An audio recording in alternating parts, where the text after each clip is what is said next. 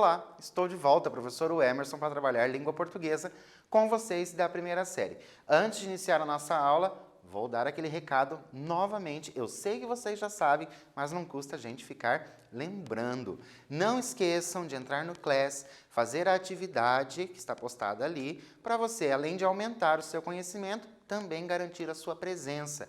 É importante que vocês façam as atividades de todas as disciplinas. Mas se você não tem acesso ao Class, está assistindo às nossas aulas pela TV ou pelo YouTube, peço que você entre em contato com a sua escola, veja quais são as atividades que os professores estão disponibilizando para você fazer aí na sua casa. Então você vai até a escola, pega a atividade, leva para casa, responde e devolve para a escola, para o professor poder fazer a correção. Lembrando que nós estamos no final do trimestre, então essas atividades são muito importantes. E se por um acaso você aí se perdeu, deixou de fazer alguma atividade, entre em contato com o seu professor para você ver se pode fazer atividade ou se ele pode disponibilizar uma outra atividade para que você faça. Dá tempo de você correr atrás daquilo que você não fez durante o ano. Então, às vezes a gente esquece de fazer uma ou outra atividade. Então, verifique, entre em contato com o seu professor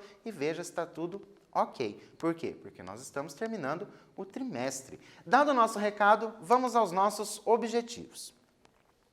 Conhecer um pouco sobre o autor Tomás Antônio Gonzaga.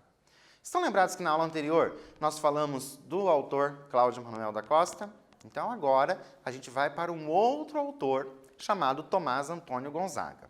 Relembrar as características do gênero que nós vamos trabalhar. Qual é o gênero que nós vamos trabalhar com esse autor? Então, a gente vai relembrar essas características. Refletir sobre o contexto de produção. Então, lembrando que o contexto de produção é importante para que a gente possa compreender melhor os poemas. Ler e interpretar um trecho da obra lírica Marília de Dirceu. Então, nós vamos ler e interpretar apenas um trecho, a obra é extensa, nós vamos interpretar um trecho. Reconhecer o efeito de sentido decorrente da escolha de uma determinada palavra ou expressão. É sempre interessante a gente perceber algumas palavras ou algumas expressões que são ditas nos textos, não somente nos poemas, mas nos outros textos que nós fazemos as leituras também. Para a gente começar, nós vamos relembrar o arcadismo. Então, é uma das características do período literário conhecido como arcadismo. Nós falamos bastante nas duas aulas anteriores sobre esse período literário, então vamos ver se a gente consegue lembrar. Letra A, conflito entre o ser e o mundo. Letra B, o antropocentrismo. Letra C, o desejo de uma vida simples, bucólica e em contato com a natureza. E letra D, a linguagem rebuscada e a utilização de figuras de linguagem. Será que vocês se recordam do que nós trabalhamos na aula anterior? Nós falamos sobre essa questão da linguagem. Nós falamos também da temática do arcadismo. Então, nós sabemos que uma das características é o desejo de uma vida simples, bucólica e em contato com a natureza. Então, a gente tem essa valorização da natureza nesse período literário. Por isso que a gente, na aula anterior, quando nós falamos do Cláudio Manuel da Costa, nós tivemos ali aquele soneto que falava também da natureza, que ele estava saudoso da natureza. O autor que nós vamos trabalhar hoje é o Tomás Antônio Gonzaga. Ele nasceu em 1744 e faleceu em 1810. Foi um importante poeta para a literatura brasileira. Nascido em Portugal, Gonzaga veio para o Brasil ainda criança. Então, a gente tem ali um poeta luso-brasileiro, né? Ele nasceu em Portugal, mas ele veio para o Brasil muito pequeno ainda. Sua obra Marília de Dirceu, então esse nome é bem importante vocês lembrarem, é uma das principais obras poéticas do Brasil. Então, Marília de Dirceu, uma das principais obras poéticas. Em versos, então, se é poética, né, vai ser em versos, Tomás narra a sua história de amor. Olha que bacana. O eu lírico lá, na verdade, é a própria vida, né, do Tomás. Devido ao seu envolvimento com a Inconfidência Mineira, lembra que nós falamos da Inconfidência Mineira? Foi preso, né? Então, como ele estava envolvido com essa Inconfidência Mineira, foi preso. E, posteriormente, exilado no continente africano. Sua paixão por Maria Doroteia Joaquina de Seixas Brandão, olha como alguns nomes são extensos, né? Está evidenciada na obra Marília de Dirceu, que possui 3 partes, com um total de 80 liras e 13 sonetos. Então, lembra que eu falei para vocês lá no início que era uma obra extensa? É uma obra extensa mesmo, então, infelizmente, a gente não consegue trabalhar com a obra inteira em uma aula. Quais motivos poderiam ter influenciado o autor? Lembra que eu falei para vocês que ele vai contar da sua história, né? A criar os pseudônimos Marília e Dirceu. Olha que interessante. Se ele está contando a história dele, então o Tomás, na verdade, vai ser quem? O Dirceu. E quem que é a amada? Lembra o nome da amada, aquele nome extenso? Maria Doroteia Joaquina de Seixas Brandão? Então, essa Maria Doroteia, quem é? Vai ser a Marília. Olha só, Marília de Dirceu. Então, o Dirceu é o Tomás e a Marília é a pessoa, essa Maria Doroteia, que ele é apaixonado. Então, ó, por que o autor criou os pseudônimos para se corresponder com a amada Maria Doroteia? Por que esses pseudônimos para fazer essa correspondência? Né? Lembrando que nós estamos falando ali do século XVIII. Então, essa correspondência. Por que a utilização desses pseudônimos? Vou dar um tempinho para você pensar, escrever no seu caderno e eu já volto.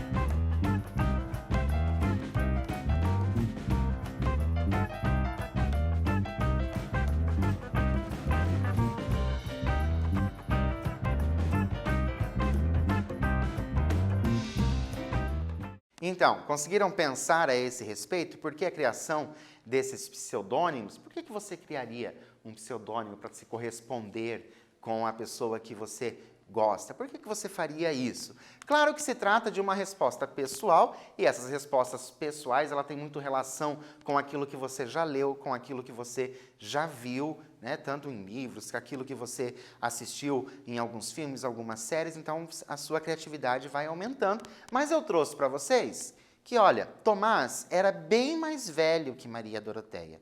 Então, nós tínhamos ali uma diferença grande de idade. Por esse motivo, o romance não era aprovado pelos pais dela. Outro fator que influenciou a criação dos pseudônimos para a correspondência foi porque Tomás fora preso e exilado no continente africano, lá em Moçambique. Então, olha ali, né? Os pais já acharam 2 problemas. Primeiro, a idade do casal, a diferença de idade desse casal, e além de tudo, ele preso. Então, para se corresponder, tiveram ali esses pseudônimos para que não soubesse quem eram essas pessoas. Primeira coisa, nós vamos fazer a leitura do início da lira. Então, a primeira lira dessa Marília de Dirceu. Eu, Marília, não sou algum vaqueiro, que viva de guardar alheio gado, de tosco trato, de expressões grosseiro, dos frios gelos e dos sóis queimado. Tenho próprio casal e nele assisto. Dá-me vinho, legume, fruta, azeite. Das brancas ovelhinhas tiro o leite, e mais as finas lãs de que me visto. Graças, Marília Bela, graças à minha estrela. Olha só o que nós temos ali, bem característico do período literário, já falando do campo, dessa vida. Nós vamos reler alguns versos e de que forma o eu lírico tenta convencer Marília de que ele seria um bom marido. Olha só, somente esses versos. Releiam esses versos e de que forma o Dirceu ali tenta convencer Marília de que ele é um bom partido, seria um bom marido. Vou dar um tempo para você fazer isso e eu já volto.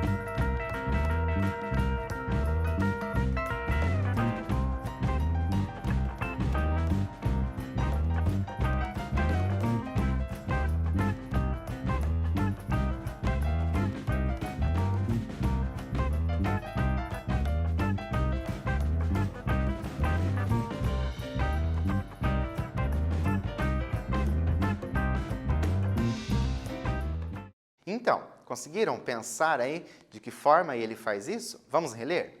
Eu, Marília, não sou algum vaqueiro. Dá-me vinho, legume, fruta, azeite. Das brancas ovelhinhas, tiro o leite. E mais as finas lãs de que me visto. Olha o que eu trouxe para vocês. O eu lírico se apresenta como uma pessoa que possui meios, meios financeiros mesmo, para sustentá-la e oferecer-lhe uma vida confortável no campo. Então, ele não é apenas um vaqueiro, ele tem ali algumas posses e ele oferece essas posses. Então, é uma maneira de ele querer convencer Marília sobre o seu amor.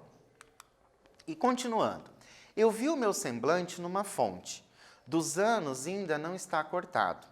Os pastores que habitam este monte respeitam o poder do meu cajado. Com tal destreza, toco a sanfoninha, que inveja até me tem o próprio Alceste. Ao som dela, concerto a voz celeste. Nem canto letra que não seja minha. Graças, Marília Bela, graças à minha estrela. Eu deixei ali marcado esse nome, Alceste, deixei esse nome marcado. Por quê? Porque dizem que é o pseudônimo do Cláudio Manuel da Costa. Lembram da aula anterior? Eles eram amigos de verdade mesmo. O Cláudio e o Tomás eram amigos, então diz que ele se refere ali ao próprio Cláudio Manuel. Nós vamos reler alguns versos, só 2 dessa vez. E uma das características da época é a escrita simples, direta. A gente falou sobre isso, lembram da linguagem? Qual o sentido produzido pelos 2 versos? Então, eu tenho 2 versos aqui. Qual é o sentido produzido? Sabendo que se trata do romance de Tomás e Maria Doroteia. Olha só, lembra que eu falei lá no início da aula para vocês?